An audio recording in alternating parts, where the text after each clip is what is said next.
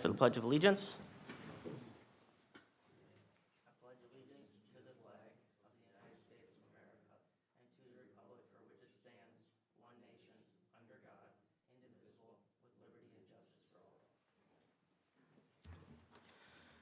Doing a roll call, Councilmember Lundin is absent tonight, but he did let us know that he would not be here. We will open up the floor for public comment. If there's any public comment tonight, you're welcome to come forward and just state your name and address for the record, please. We will be having a 3-minute time limit, and please keep it to city business, not personal or political attacks. If there's anybody for public comment tonight, you're welcome to come forward.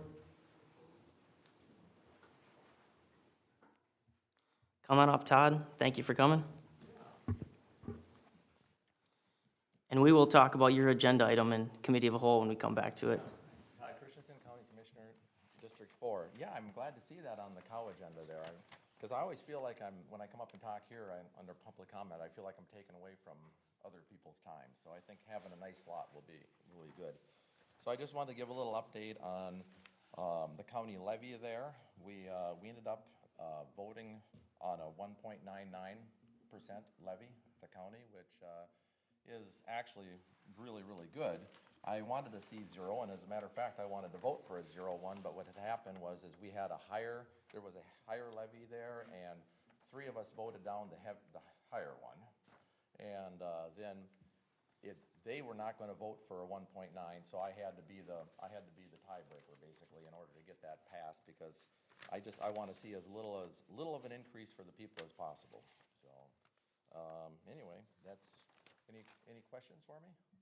Oh, good job. That means your tax rate went down pretty well. Yeah, it was really good. I mean, we did use a little bit of fund balance, but the biggest thing for us was creating that capital improvement fund, moving items over to where they should be, so. But, and we'll still have a really healthy fund balance, don't think there's any worry there.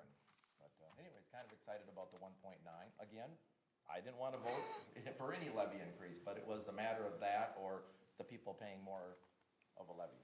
Was there any services expanded, or is that just all to fund I'm sorry, repeat that.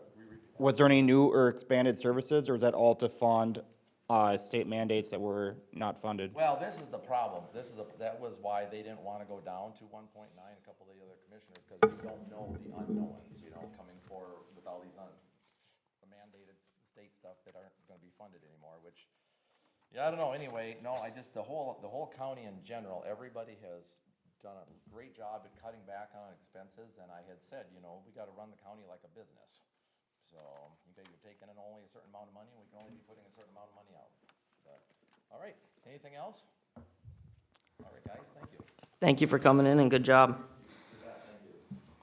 Anyone else for public comment tonight? Hearing none, we will move on to adopting the agenda. I did have a request to move L2, L3, and L5 out of the consent agenda for some short discussion, especially ahead of the budget approvals, because some of those could have budget implications. Otherwise, are there any other changes or recommended changes? Was it L2, L3, and L5? Correct. Okay.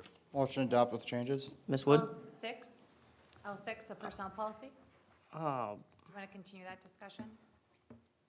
yeah, so would that just take the place of the cow discussion then? Yes, Okay, then yes, move L6 as well. thank you. Any other changes or additions or problems with that? Motion to adopt with L2, L3, L5, L6 pulled? Second. Motion on the floor from Commissioner Peterson, or Councilmember Peterson, second from Councilmember Holmgren. All in favor, say aye. Aye. Any opposed? Motion carries 4-0. So those should be before the budget, before adopting the budget in the agenda. So it would be the new K4, K5, K6, and K7.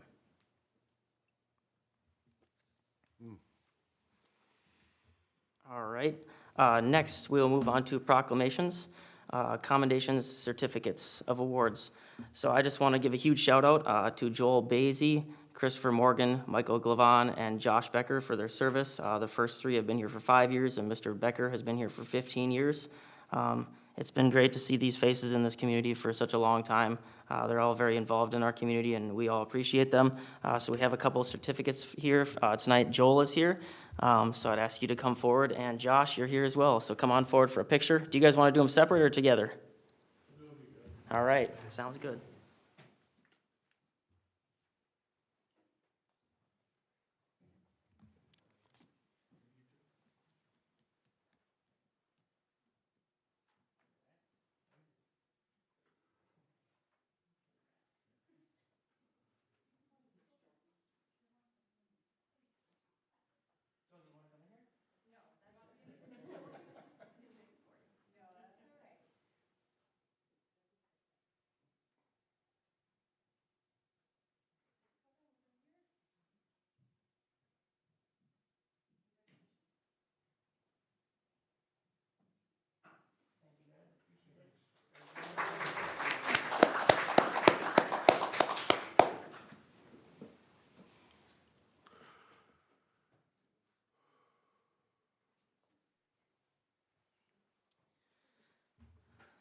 All righty, thank you, everybody, for that. Next, we'll move on to approval of the city council meeting minutes. I did have one addition myself, or one slight change. Item 9 of the consent agenda, I would like to add that we thank the sponsors and donors for Illuminate as well. Further down in that, we had said that we thank the volunteers, but I would like to make sure that, the sponsors and donors for Illuminate get recognized in there as well. Any other changes? Motion to approve. Second? Motion approved by Councilmember Heeman, second by Councilmember Peterson. All in favor, say aye. Aye. Any opposed? Motion carries 4-0. The minutes are approved. Next, we have the announcements. City offices will be closed Thursday, January 1st, 2026, in observance of New Year's Day. Economic Development Authority, Tuesday, January 6th, 2026, at 6:30 p.m. Notice the new time there at 6:30 p.m. instead of following the city council meeting. And city council meeting Tuesday, January 6th, 2026, at 7 p.m. Any council committee reports this evening? Had community education last week. Brochures went out, so people should already have those or be receiving those for the winter and early spring activities to sign up for stuff.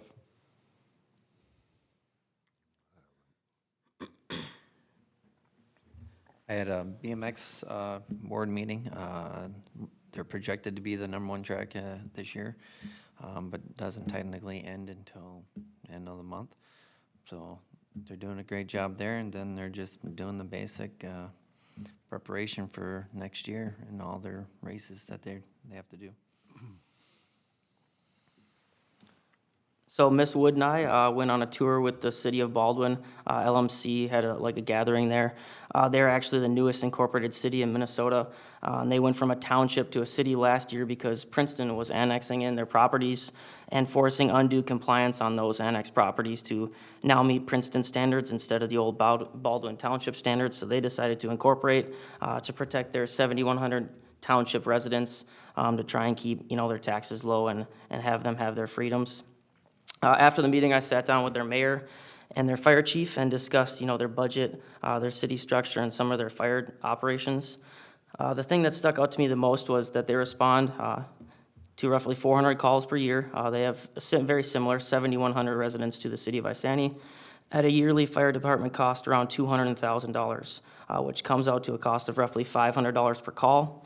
When looking at the Isani Area Fire District, we see more calls here, 550 calls in our district, with a budget of $800,000, coming out to a rough cost of almost $1,500 per call. So I asked them how they did it. I'm kind of curious, how are you able to keep something so efficient and respond to calls? Their average call time is 4 minutes, which is very impressive. So right now they have a part-time fire chief who's paid $25,000 a year, and they are efficient and methodical about spending on used equipment. So they were actually able to buy a ladder truck on Facebook, which would be probably a couple $100,000 used usually. They found one for $10,000. It was pretty impressive to see that. Their fire station looked pretty nice, and they had an emergency response and training room upstairs. I think it was really cool. So I'd just like to sit down with the fire board to see what's going on with their budget a little bit. You know, call volume has gone down and their debt has dropped off, but the costs still keep going up. So I'd like to maybe talk with the board and see if there's anything creative that we can help with, you know, to try and get the cost down for our residents and for everybody involved with that. So that was just a little bit of an eye-opener, and it was great to see. I'm really excited for that city. I think it'll be great, and I hope they give them all the best wishes. For the school committee report, as promised, I'm diving into the Arts and Science Academy, their financials and proficiency rates. I'm working with the school leadership to get a tour to discuss a couple of those things and kind of see where they're at, and I'll come back hopefully next month with something. Anything else for committee reports? All right, then we will move on to business item K1, agenda request for Alyssa Mahoney. Come on up and just state your name and address for the record, please. Thank you for coming in. Probably the hand one is better. Alyssa Mahoney, 809 Dogwood Street, Southwest ICME. Thank you. So take the floor. I know you were in here last month and we had some discussion. I'm hoping that we have some more information from you, from the police department, from the engineer. If you had questions you wanted to ask straight away, go for it. Yeah, did we have any reports with the speed signs that went out?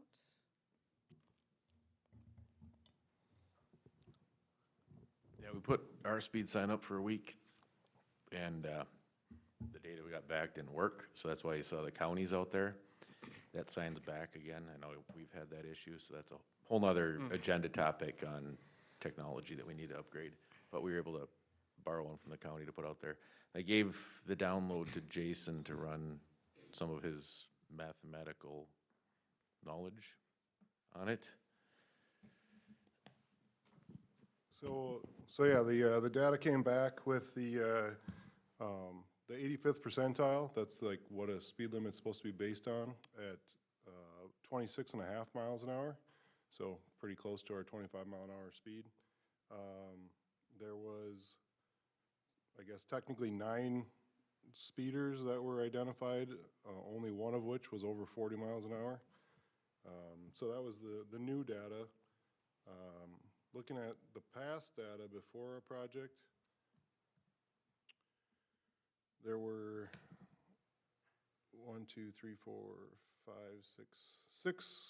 7 cars that went over 40 miles an hour and 3 that were over 50 miles an hour. So, you know, based on the data that we have, you know, those high-end speeders, you know, I guess weren't observed during the data collection now. And the 85th percentile looks like it more or less stayed the same from the original data. So, you know, comparing the two, essentially, we didn't observe any or as many high speeders. There were still some, but, you know, pretty proportionate to a normal city street. And then that 85th percentile coming out right pretty close to our speed limit just more or less tells us it's performing as expected. Do you know, during the winter months, are those speed signs usually showing a lower speed because people go less speed in the summer, or in the winter versus the summer? Is that something that we could obviously come back in spring when the roads are more open and do it again and come back with more numbers? Yeah, I mean, obviously if there was a snowstorm, if there was, you know, who knows what going on in a winter month, it's gonna have different speeds, right? People are gonna feel less safe to drive those crazy speeds, I'm sure, you know, I don't know. But yeah, probably worth trying to do another round of data collection when it's really nice out and see how it compares. Because we did do, the last one was in May or June? Yeah, so, you know, at least ways the comparable month, you know, do the May to June window and see how more of a same conditions, same season performs. Because, yeah, I mean, obviously in the winter, it's tough to have that direct relationship and, you know, with a relatively short data collection, you know, amount of information. So was it on the same signpost as before, same exact location? It was the same location, it was just Okay. on a trailer because the county has a speed trailer. Okay. Not the sign. So like I said, we had ours up for a week. Got it. We brought it back down, and I think we were data collecting 3,000 data points a day with the highest speeds of 90-some miles an hour. So obviously, there was some error in that, so that's been gone back. And anecdotally, one of our officers stopped somebody for going like 35 or something down that road during that time. And their response to why they were speeding is they were trying to see the number that they could reach. Nice. So they got a token of appreciation along with their number, but it was kind of interesting that that was the. Okay. Yeah, that's what I was gonna ask, is if we could redo it in the summer months so we can get more comparable And numbers. hopefully we'll have a better piece of equipment at that time that we can get the data again. Yeah, I think that'd be great. And then, just another question about the crooked joint line for the curb issue. Wondering if that can get fixed, whether that's under warranty with the construction company, if someone can come out and fix that crooked joint. So, I mean, it technically is under warranty. It could be done. To be able to redo a curb, pretty much in any situation, you end up having to patch the street in front of it. And for this situation, the joint just being at a skew, but still a singular joint and relatively straight, versus we would end up with a saw cut line of the entire curb panel. So essentially, we'd have an 8-foot-long stretch of street that would have a 1 to 2 foot wide saw cut section that would get hand tamped in. And essentially, in the end, that's gonna, well, I guess appearance is relative, but, you know, it's gonna look worse with a patch. And then it's also gonna have a higher risk of failure in the future because the compaction and the material type used isn't as good, and it's not as uniform. And water can get into those saw cut joints faster, and we're gonna have a larger problem faster if we remove and replace that angled joint, so. So I have a question for you on that, Jason. Is that angle joint, that's not a relief cut, that is one piece of curb that's butted up to an old piece of curb that wasn't properly straight cut, correct? Yep, So there would be a whole, it's not just a relief cut that's crooked, it's the whole thing, through and through, most likely. Right, yeah, it's the whole depth of the So concrete, would it sure. be possible to do a cosmetic surface level, say a 3-inch, 3-inch, 4-inch cut out of that section? Like 4-inch deep, get rid of that whole crack section and just do a surface level curb right there, just so you have no seam at all? Or you can cut a straight saw line cut in it. Is there any creative solution that, So you're not gonna not have a seam, you know, if you do anything, the ends of whatever you did is gonna be a seam. Right. Concrete reflects through extremely, and so if you even attempt to do a surface patch, which would be jackhammering to whatever depth you arbitrarily choose, the underlying joint is gonna reflect through and you're gonna get the same crack, and now it's gonna be a Okay. hairline type of a crack as opposed to this kind of controlled, you know, admittedly not straight joint. You know, for a maintenance perspective, to prevent a future, you know, degradation, we could have them do a crack seal to prevent more water from going into it, to prevent it from crumbling. You know, like 90% of the curb removed on this project had that salt and the crumbling happening, like each joint was kind of opening up, the lip of curb was crumbling away. Sealing that, you know, with like a joint seal should help protect this specific one from having that happen, you know, as fast as the rest of it. But, you know, that'd be the only treatment I think that we could do that would actually improve the, you know, the condition of the infrastructure. You know, anything else is gonna add new patches or new failure points, so. okay. Would that make it look a little bit cosmetically better? I mean, Is that like just silicone, are you talking? yeah, A it's basically fancy- just like what you'd picture, you know, Okay. yeah, crack sealant, you know, just the silicone joint fill, more or less. Mhm. But they would be required to do a minimum of that, We can have them do that, yeah. okay. Do you guys have any other creative solutions? I'm not totally pleased with to see that the contractor skipped a cut just to but it is what it is, so I don't, if anybody that's watching is a concrete guy and has any sort of ideas, I'm open to them, so. And if there's something creative that we can have the contractor do and come back and fix their work, I'm all ears to it, so.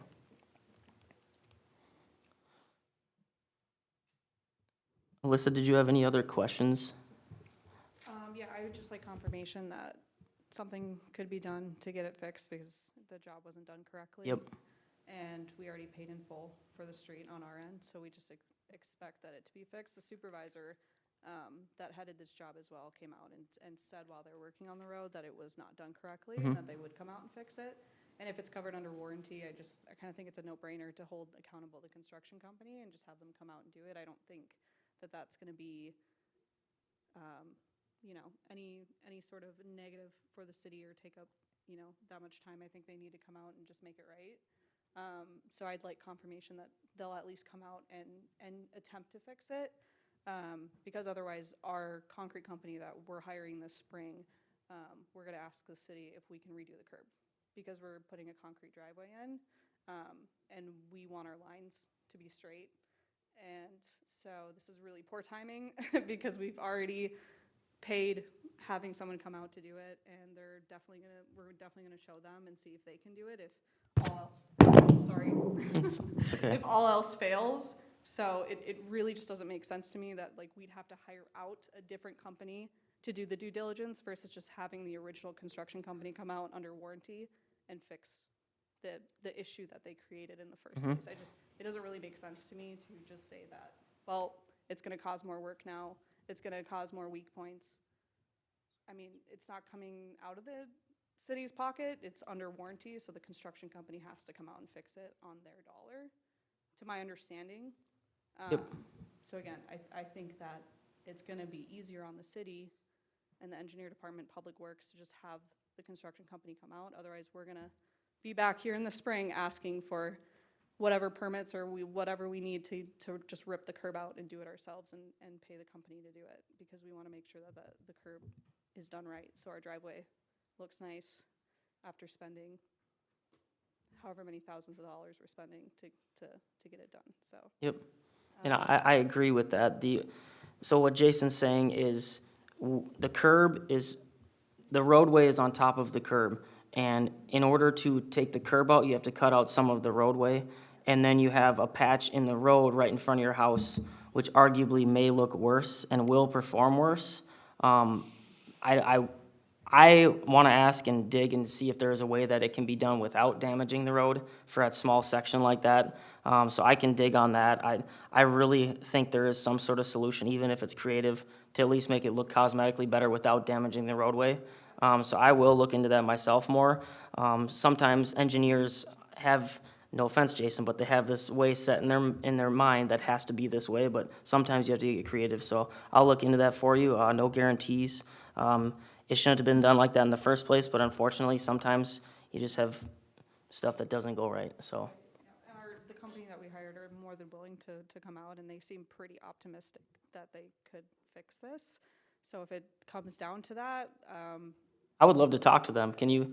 yeah, Yeah. like, I have to get their information, but then I mean, they talked about just straight cutting it and replacing it. I'm not obviously a construction person, so I can't repeat exactly what they said, but they seem very like willing and open at least to get it fixed. So I think that the construction company that the city hired should also be willing and open to fix it as well.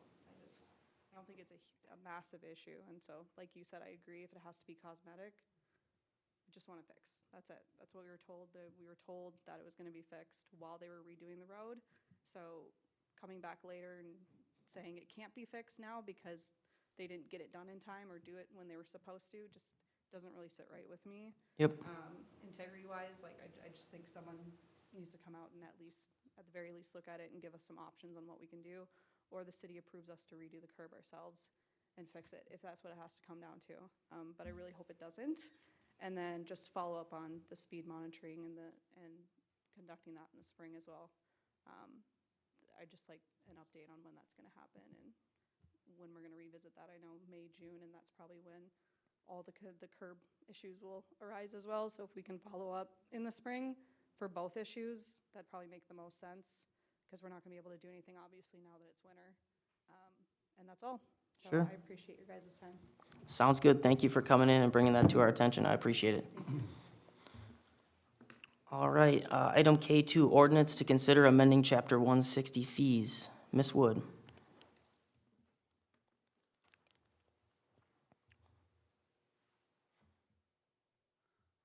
Josie? Chapter 160, we're on item K2, fees. Or Nick, sorry. Good evening, Mayor and members of council. For the amendment of Chapter 160, those changes are what we proposed and discussed at the previous cow meeting. Is there any questions on any of that, any discussion you'd like to have? No, I think it's good to bring it back up to snuff with what we have to pay, so. No, looks good. Jeff, Nick? Yep, I'm fine. Good. Motion to approve. Second. Motion to approve by Councilmember Heeman, second by Councilmember Holmgren. All in favor, say aye. Aye. Any opposed? Motion carries 4-0. Item K3, resolution to consider approving the cannabis microbusiness registration for Limeline LLC. Ms. Wood? Good evening, Mayor and Council. So we did have this brought at the last council meeting, but there was an address change. So we just wanted to be clear and reflective of their registration with the city. So it's as was before, and everything is submitted and complete and with the correct address. And just for clarity, it's at 703 East Jewel Boulevard Northeast. Thank you. Sounds good. There seems to be a lot of address issues over on that street. Do you know why? I'm not sure if there was an address issue. It just was a different suite within Okay, a building. okay, because I know the police building, we've had some issues with that. And other addresses on that street, it seems like Google doesn't recognize, and you end up searching for something that gives you the wrong address for other businesses too. Has that been addressed on Google with our police department? Finally? Oh, it's still not repaired? Okay, Addressed numerous times and not repaired, yes. By multiple people in his department, myself, I've gone out there and done take a picture of the street sign, take a picture of the building from the street, submitted all that to Google, and it still has not been updated. all right. Well, we could use the community's help getting the address changed on Google. If everybody goes on Google and says, hey, this is the address, so that's actually corrected. I think Google needs to hear everybody, so. All righty, well, that's good to hear, and thanks for the clarification. Any other questions on the resolution to consider approving the cannabis micro-business registration?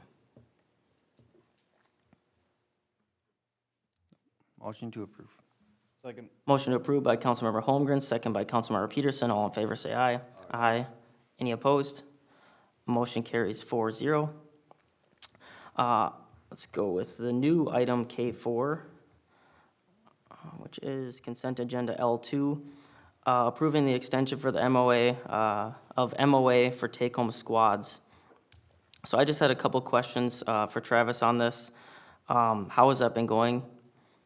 I assume everybody's pretty pleased with it. Have you maybe caught any more maintenance issues, or have you noticed any positives from it, like what we had discussed? Yeah, nothing that numerically, but I really would like to, actually, it was something to take a look at, I think. Sometime next year to take a time frame, like, it would be like January through June, to last January through June, something like that to see. I think we're doubling down on maintenance savings with the public works piece as well as with that. So I think there's gonna be, just from what we can kind of anecdotally see, there should be a cost savings, unless something catastrophic, an engine goes or something like that. But generically, we're, with that take-home squad, it's streamlined with the maintenance and the preventative maintenance more so, and with public works, it's a good program, and then we should pull some numbers when we can actually, get a good 6-month time frame of the same year, this year, versus before that, to see how that transpires, because I think there'll be a realized savings on that. For both of those, we were doubling down with the take-home squad at the main end as well as the public works maintenance. It's going well. Okay. And I know last time we had talked a little bit about, you know, do we have a mileage for everybody or just outside 15 miles? Are we still at 3 officers that are outside 15 miles? Or we added another one that's outside 15? Yeah, but so there's one currently, One. and the other one, I would believe is 15 miles, but is not, it hasn't, doesn't have a vehicle. Just Okay. because of the Yep. stage of their employment, we'll just say, time frame. Okay. Have they been okay with, you know, paying for the mileage on that? Is that agreeable with them? Yeah. Okay. Are you guys still okay with the charging for the mileage outside of 15? Do you want to do more miles, less miles, the same? What are your guys' thoughts? I know we had a lot of discussion on this last time, so. If everybody was happy with the way it went last year, let's just keep it the same. No Okay. complaints. It seems to be working on both sides. Okay. Can I ask a quick question about the maintenance? So are you having Public Works do like oil change and preventive? Everything. So, I don't remember the date, but let's just say prior to this program we did, the Public Works, they do some of the oil changes when they had time and minor maintenance, but anything that was major maintenance would be brought to a dealership or Sure. a mechanic shop. And the problem that we'd run into with that is I, as a non-mechanic police chief, get the work order from a auto repair Salesperson. place. I really don't have a lot of leeway in saying, well, let's not do this one because I don't think it's necessary, right? Because I'm not a certified mechanic. Therefore, if then we don't do that repair, it comes down and say there's an accident and that repair is not even part of the problem, there's a liability issue with that, right? So now, all of our repairs go over to Public Works to their certified mechanic. If it needs to go out, they take care of that, then they can go through that same list as a certified mechanic and decide what's necessary, what can they do themselves, what can we push off till the next time. So that's the change. And there's significant cost savings in just having that filter, an actual certified mechanic to filter that out. But yeah, to answer your question, yeah, they're doing a lot Sounds of good. the maintenance. I was just wondering what budget we can start taking 50-gallon barrels of oil out of because we should be buying that in bulk. As much as we do, I know that. Yeah, how's that been going, Josh, with having to take over the PD squad stuff? I think it's been going good. Okay. I think they're getting maintenance more, or service more regularly too that way. And the bulk oil thing, we do buy oil in bulk. We only have so many tanks, so, and the problem is so many vehicles take different oils nowadays that where do you store all that oil? If I could add in too, as Chief Myers had stated with the savings, we're seeing that a lot in the PD side of it. But now with being able to, excuse me, add in more equipment to the mechanic bay, the savings is just gonna be for every department that utilizes vehicles and equipment. So it's just gonna keep going and growing. I'm excited to not sign the checks for the tire mounting and balancing. When you guys get that mounter and balancer, I'm excited for that one. That's gonna be a good addition for Public Works. Any other questions on that? All right. So I'll entertain a motion to approve that then. Motion to approve. Second? Motion to approve by Councilmember Holmgren, second by Councilmember Peterson. All in favor, say aye. Aye. Any opposed? Motion carries 4-0. Thank you, Travis and Josh. Next, we will move on to resolution to approve the 2025 audit engagement letter. So this is just a little bit of an update, I guess, with, and a little communication with me and Nick. So preliminary audit discussions are happening, and I had a conversation with Finance Director Solberg and Abdo about the possibility of preparing the financial reporting documents within the city staff, rather than paying Abdo to do that during their audit. The audit consultant preparing the documents for us is generally the only finding of issue that they have in our entire audit. So I'd like to try and clean that up if we can. Basically means the audit company prepares our final financial documents for reporting rather than our finance director. This is not at all uncommon for cities to pay the consultant to do it, but Mr. Solberg has may be interested in doing something like that. There are some benefits to him doing that himself. There's obviously be the cost savings of not paying a consultant, but he would also have like a better understanding of what goes into all of this and every year where our standing is. So I just thought that was something that we could potentially look into to try and clean up the audit and save some money at the same time.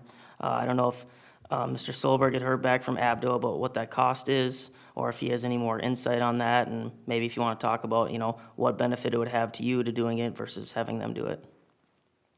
Yeah, so I can touch on all that quick. So the rough estimate that I got back from our auditors is in our total audit cost, the preparation of the financial statements is about $3,000 to $4,000 of that cost. So some benefits of potentially bringing the financial statements in-house are that I'm just seeing everything from the beginning of the audit to the end of the audit. I'm the one that's doing all of the final pulling for all of that information. I will say that putting together financial statements and just getting everything formatted and prepared is a big undertaking and not necessarily something that I see myself having time for in the near future. So definitely not something for the 2025 audit, and probably something that's not very realistic for the 2026 audit, just as we're currently staffed and what time we have as a finance department to take on that. I will say too, in talking with our audit partner, there is potential for that finding still to be there, even if we are preparing our own financials. They may have some material audit adjustments that they're still making for certain items that if we have not prepared that information ourselves and are still relying on the auditors for those adjustments, that may still cause us to have that audit finding too. So there may be some savings there with the preparation, but that may still end up being an audit finding that we would have at the end of that time too. So it'd be something that we would really have to work with them on to see where we'd get and see if that would be something that we'd be able to clear up either way too. So just a little update there. I don't know if you guys had a chance to read through the engagement letter at all, or if you had any other questions on it. Yeah, thank you for the update. It's just something to keep in mind, in the back of our minds for the next couple of years. We'll see, in March or April when they come back with the audit, you'll see that finding that, we pay them to prepare the financial documents, and that's really the only finding we ever have as a negative in our audit. So you guys have any questions on the engagement letter or anything else with the audit? Nope. All right. So I'll entertain a motion to approve the 2025 audit engagement letter. Motion to approve. Second? Motion by Councilmember Holmgren, second by Councilmember Heeman. All in favor, say aye. Aye. Any opposed? Motion carries 4-0. Next, we'll go to resolution to approve contracted police record services. So I just had a couple questions with that. Where does that, I assume that money comes out of the general fund to cover that expense? Yeah, you can answer that, but just, so if you read that memo, we're short the second person Yep. who was on the same thing. That cost savings for not employing that person until after this time is from Solberg was $1,300 a week. So if it's, 3 weeks or 3 weeks, it's $3,900 cost savings, which is, it's saving, at the end of the day, it's gonna be net savings anyway. Okay. Whether it's 3 or 4 weeks. That's why I put it in there, just so that it's not, there's not an additional cost to the city because we're realizing that savings for the employee that we're missing, if that makes sense. Sure. But if you still have that other question, you can ask. No, that was my question, because in here it doesn't say anything about Yeah, I mean, I could have the wrote it in there, savings. but we're saving that $1,300, that's the wage and benefit for that employee that we don't have, that we're Sure. kind of contracting out for. That's why we put that number in where it was, just so it'll be either net zero or $1,300 savings, Okay. depending on how many weeks it is. Well, sounds good. That's good to hear. And, she's great at her job. She was with us for a long time, so that's nice not to have to train. You don't worry about it, just We don't have time to train. Yep. That's the problem. 100%. Yep. Well, that's good to hear. Any questions on that one? Motion to approve? Second. Motion approved by Councilmember Peterson, second by Councilmember Holmgren. All in favor, say aye. Aye. Any opposed? Motion carries 4-0. All right, next would be consent agenda L6, so we can pick this conversation up from, I guess, committee of a whole.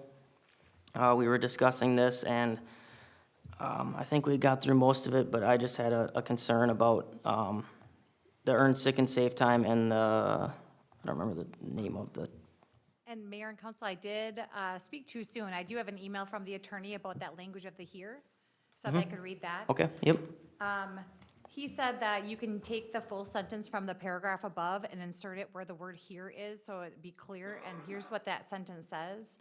On the work site by a person working as an employee at the city or while on call and subject to return to work. So we would insert that sentence in both locations of the word here, so then it's clear of exactly what they're saying. but does here legally suffice?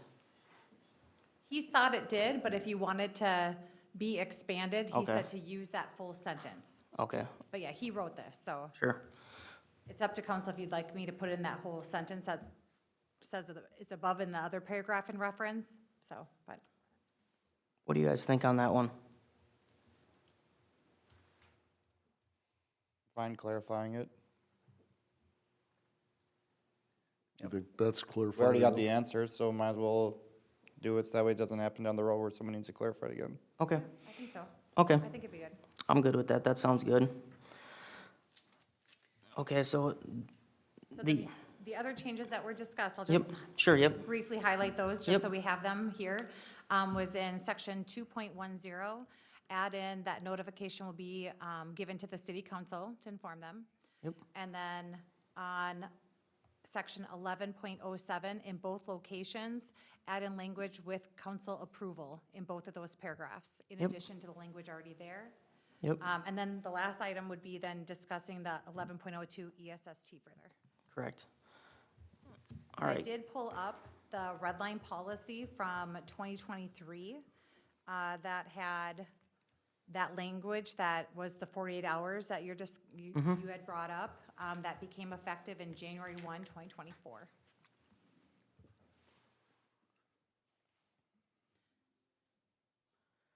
That's when those hours were added in. okay, Yep, but now that we have, as was required by the state now after their, I don't know, maybe third iteration of their of their law, is that our sick leave, whole bank, our whole policy of sick leave needs to be able to be used as ESST as well. sure. Yeah, so the first iteration of this was, like you said, there's been a bunch of different iterations, and we kind of had to adopt a policy to match their original policy that they had.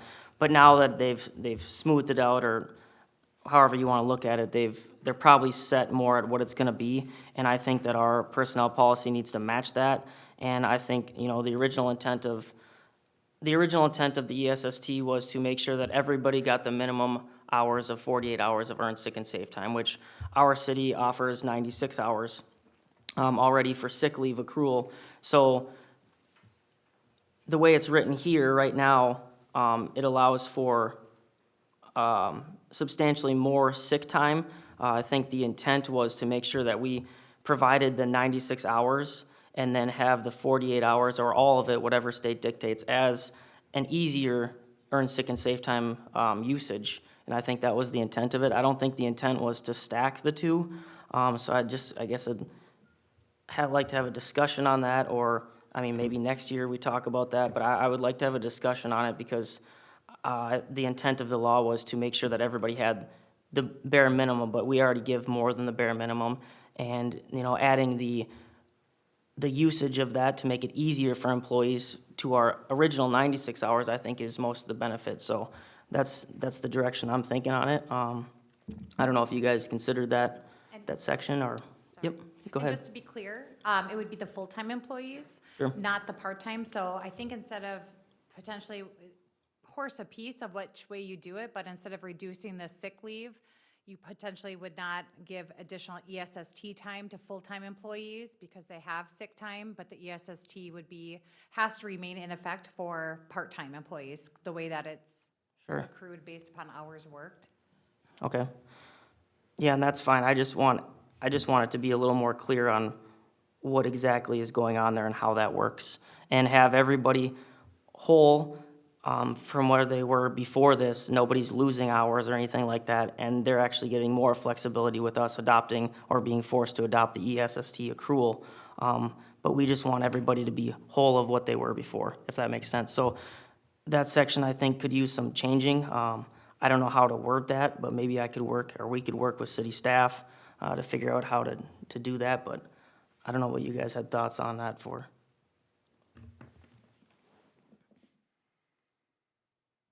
Sounds reasonable. I guess I would just go with it for this year so we can actually put in some thought and maybe, maybe, Could we adopt this and then consider it at the next meeting again?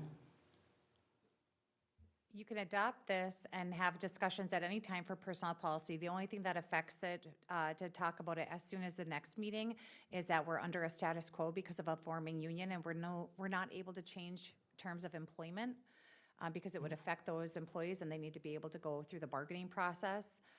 But you'd be able to do so and have the discussion following that, when the union contracts are settled. Okay, so we couldn't do anything with it now anyways? You could talk about it, but you can't Okay. make any changes to reduce any kind of terms of employment. Sure, no problem. So maybe we'll just have a future discussion and see, maybe just clarifying what this means exactly, because it is confusing, and it's been a huge struggle for the ESST and the paid sick and safe time stuff, and just concerning for a lot of people, so. All right, any other questions with the personnel policy?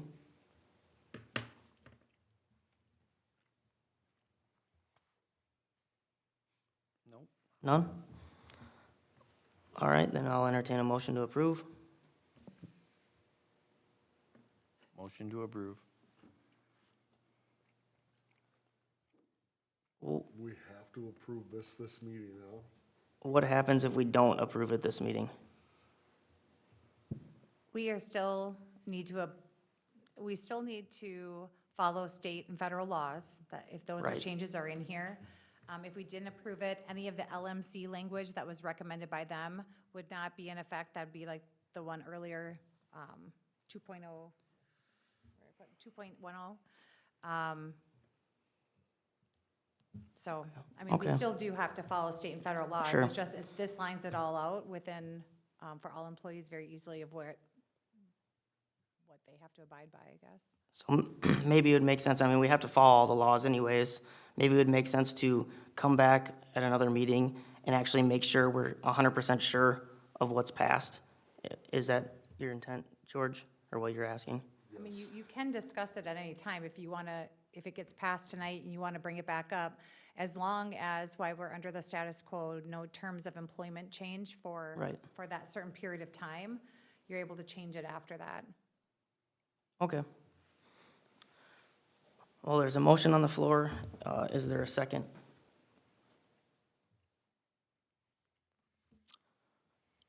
Hearing none, motion fails.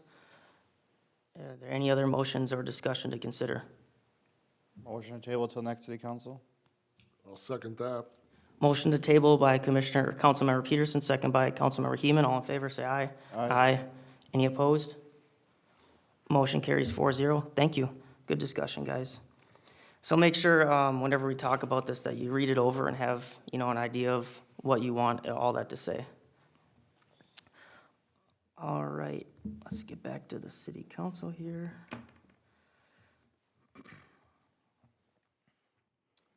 So next would be item K4, if I'm not mistaken, or I think it's like K7 or K8 now. Resolution to consider adopting the final budget items.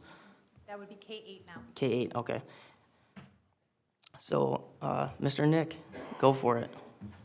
Good evening, Mayor and members of council. So we have two different budgets proposed tonight that are set in front of you.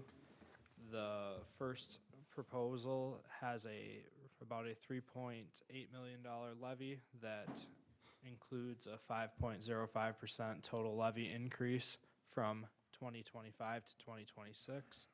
The second proposed levy has a 0% increase from 2025 to 2026. Kind of jumping down my memo a little bit, just giving you an update on the changes in those. The only difference in these two budgets is the amount of money that we were pulling from fund balance. With the first, we were planning on using about $212,000 of fund balance to cover our operating expenses for the general fund. With the second proposed budget, it's gonna be $395,000. How that affects our unreserved fund balance compared to our expenditures is we would be at about a 50.87% unreserved fund balance with option one. That would decrease down to a 47.20% for the second proposed budget. Some other things to consider with this is the effect that it'll have going forward for 2027's budget and how we will be able to get back to a budget neutral budget, which is where we're hoping to be, where we're not using fund balance to cover our current operating expenditures. This is the best way for us to keep our tax levy rate as flat as possible so that we don't have those large increases going into the future. I prepared some information for what that would look like for changes in 2027. With the second option, just to get our tax levy back to where we're not pulling any amount from fund balance for 2027, we would have a projected levy increase of 10.93%. Compared to if we go with the first option of the 5.05% increase in 26, we would only need to increase our total tax levy by 5.06% to make up that 212,000 of fund balance use that we are having in 2026. This also affects our capital projects since we have set amounts that we are planning on increasing those funds by to continue to do our long-term planning. When adding that in with the second proposed budget, we'd have a 12.74% increase in total levy needed from 26 to 27 to cover those increases along with the general fund levy. With the first proposed budget, including those capital project fund increases, we'd be looking at a 6.37% increase to include those along with getting our budget back to neutral. Just wanted to let you guys know kind of the long-term effects of using large amounts of fund balance all at the same time.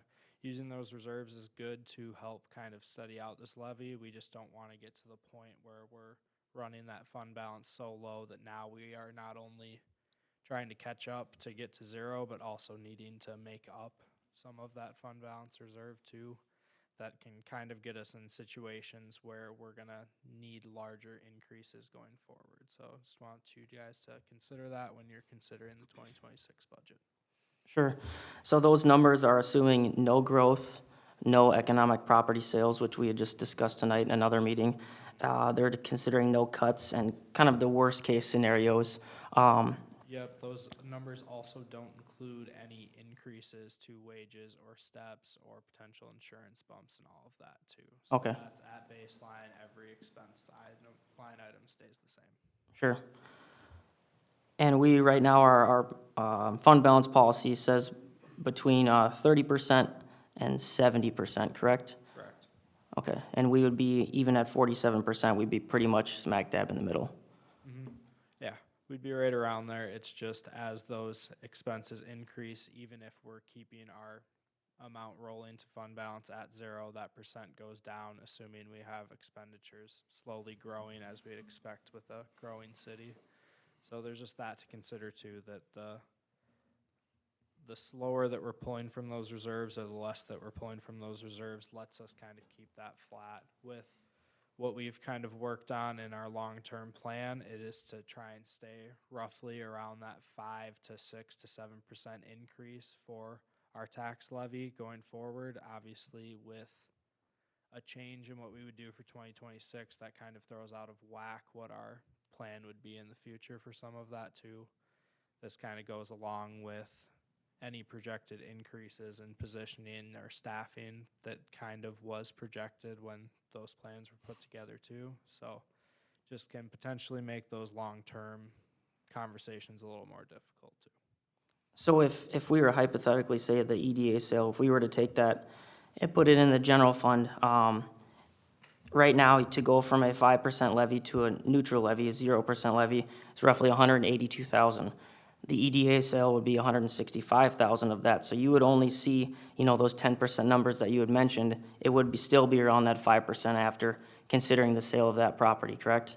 Yep, but we do have to factor in that that's gonna be a one-time funding Sure, of source course. from that EDA. We're not gonna see that happening year over year, so we do have to consider that the expenses that we're currently covering are operating expenses that we're anticipating into 26 and 27 and beyond. So using one-time money can be useful to help control that. I just don't want to be over-reliant on that funding that may not be there in future years too.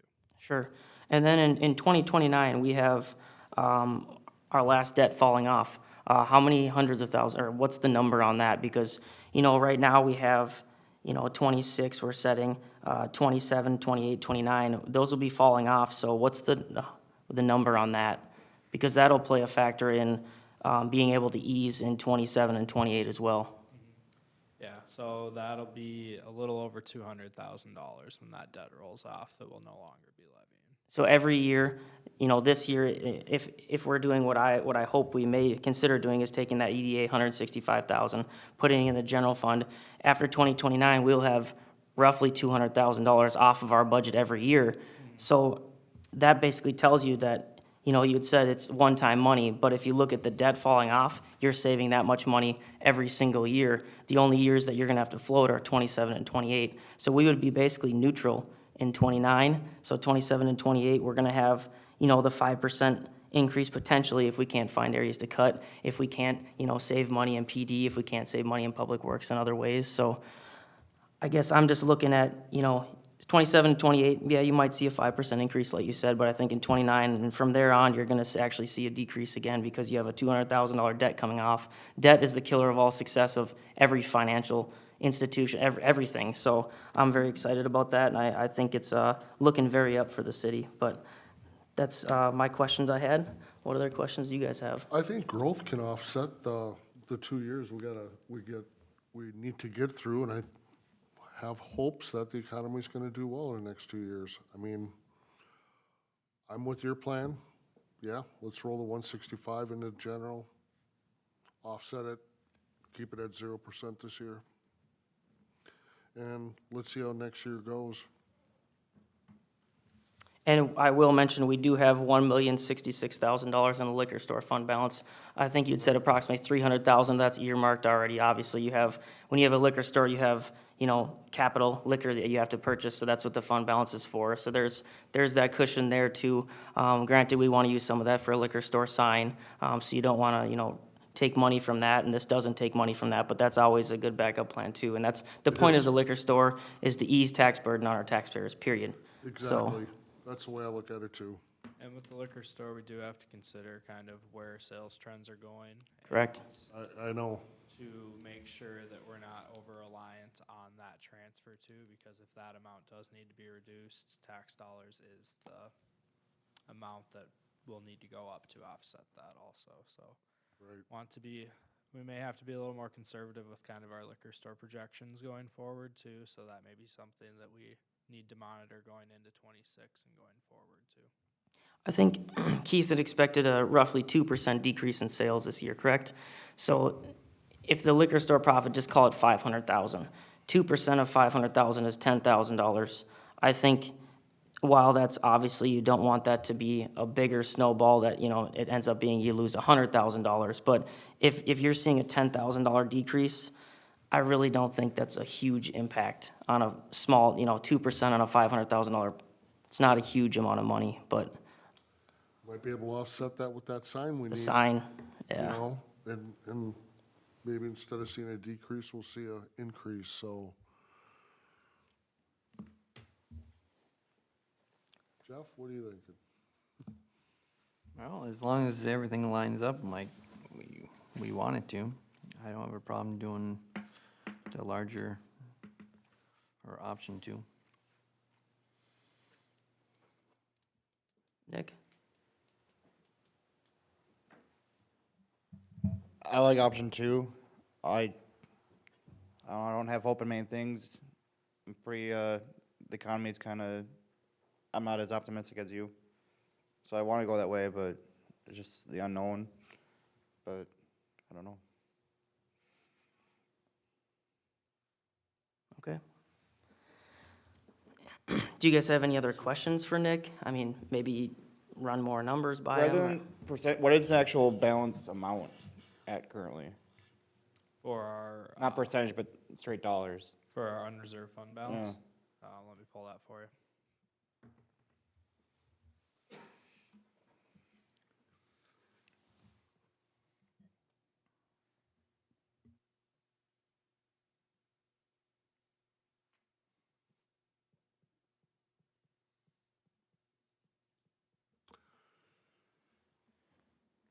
Is it easy for you to give us a fund balance that we have in every account? I can give you that information through the end of 2024, through our audited financials. Okay. So currently, our unassigned fund balance in general fund is just over $3 million, which at the end of 2024 was 63% of our next year's budgeted expenditures. Yeah, and we had known going into that, I think Jeff and Mike had a bet on that, you know, that we were gonna overshoot where we wanted to be at, and we had talked about wanting to be at 50%, and this gets us pretty close to 50%, you know? So now is the time, that $3 million is our taxpayers' money. It's sitting in an account, we have it for the unpredictable moments, and we have it when maybe they're getting hit harder with other taxes, and that's kind of the point of the fund balance. So it's there, it's a good thing to have, you know, and use it when you can, but you have to be responsible too, so. Jeff, did you have any other questions? Nick, George?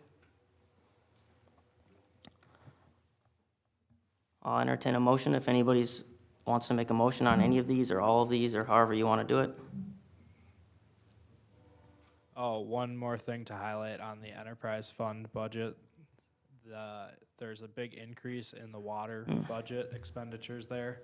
That is for well number 4. We were anticipating that getting completed in 2025. Construction on that got backed up, so we're gonna see most of that expense actually happen in 2026. So there's $2 million essentially that was rolled from 25 into 26 to cover that project. But that will be coming out of the water fund. Yep, out of the water fund, and something that we already had planned, it's just when we're paying for it. It's now 1 year later than when we originally planned to. And they're honoring the same price, so, correct? Yep, they're locked into the bids that we awarded back in May. Okay. So instead of paying for it this year, we're paying for it next year on the, Yep. if you look at the budget. So we have a savings of 2 million this year, and next year we'll expend 2 million more. So Yep. it's net wash. Except we got interest on that 2 million. We're actually saving money. Right. We are, We're making money on the interest of that 2 million. Yep, correct. I guess I'll make a motion to roll that 165 into the general, keep the levy at 0, and take the difference out of the general. So that'll be option 2. That'd be option 2. Well, we didn't. Yeah, yes. and I will say with the 165, since that sale's not completely Guaranteed. finalized and all I that, know. we'll leave that Right. for a later date, once we've kind of worked through all that and can have more discussion. That's on right. So it that, can't roll it over. We're just gonna, yeah. Option 1 or option 2, just kind of. Option 2. Yeah. So there's a motion on the floor for option number 2. Second. Second, motion on the floor from Councilmember Heeman, second from Councilmember Peterson for option 2. All in favor, say aye. Aye. Any opposed? Motion carries 4-0. Good job, guys. Good questions.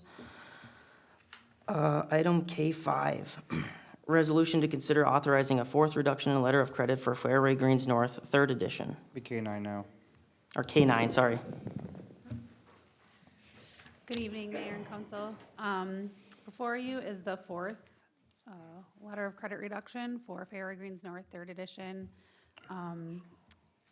Not a lot left on this development, almost nearing the end, just the final lift, a wear course, and a few other items, and so we're reducing it pretty substantially until it gets into that warranty period. And the engineer looked over this pretty heavily as we were in discussions with the developer with this, but yes, we recommend approval. Sure. Yeah, I see, Jason, you're involved and did a good analysis to make sure we're protected as a city. Would this likely be the last letter of credit reduction they asked for? Would you expect, or will we see another one, do you think? Well, I mean, when we move to the actual 2-year warranty, they're gonna be making a change to however they wanna have us hold that money. But Okay. so that, once that wear course is down, our punch list is addressed, everything's good in the spring here, or whenever they get that done, there'll be, one more round to release the rest of what's being held and go into that warranty of all of the project being held at 10% for the 2 years. Sure. And this is typical of developments that you see in cities. It's all typical. Yep. Any other questions? I'll make a motion to approve. Second. Motion approved by myself, second by Councilmember Holmgren. All in favor, say aye. Aye. Any opposed? Motion carries 4-0. I believe we have the consent agenda now. Correct me if I'm wrong. Any questions or concerns on the consent agenda that we didn't already talk about? Motion to approve. Second. Motion approved from Councilmember Holmgren, second from Councilmember Peterson. All in favor, say aye. Aye. Any opposed? Motion carries 4-0. Other communications, did you guys have any questions on any of the building inspector report, code report, police report, or engineering project status reports? All right, then I will entertain a motion to go into closed session. City Administrator Annual Performance Review pursuant to Minnesota Statutes 13D.05 Subdivision 3, Section A. Motion. Second. Motion by Councilmember Holmgren, second by Councilmember Hemerin to go into closed session. All in favor, say aye. Aye. Any opposed? Motion carries 4-0. We are going to the closed session.